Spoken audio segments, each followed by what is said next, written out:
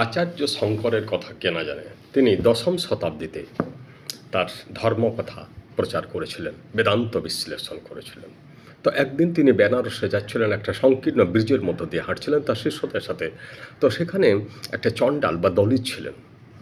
তো তার শিষ্যরা সে দলিলকে সরতে বললেন, তুমি সরো, ছোঁয়া যাবে। দলিল তখন বলল, কেন? আত্মা তো কখনো ছোঁয়া যায় না, আত্মা তো অমর। এই যে দেহটা ছোঁয়া যায়, কিন্তু দেহটা তো সত্য কথা নয়। দেহটা তো একদিন মারা যায়। যেমন আমাদের শরীর থেকে আমরা বস্ত্র পরিবর্তন করি বারবার, তেমনি দেহটাও বারবার আত্মা ধারণ করে। তাহলে সরার কি প্রয়োজন আছে?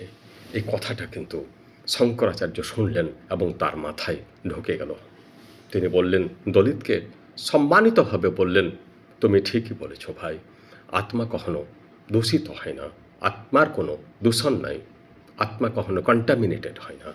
তুমি যদিও দলিত, তোমাকে মানুষ অগ্রাহ্য করে, কিন্তু সত্যি তুমি আজ আমার তুমি চেতনা ফিরিয়ে দিলে। আমি বিরাট বড় ধর্মশাস্ত্রবিদ, বেদান্তের টিকা রচনা করেছি, কিন্তু সত্যি ছোঁয়াছুঁয়ির কোনো ব্যাপার নাই।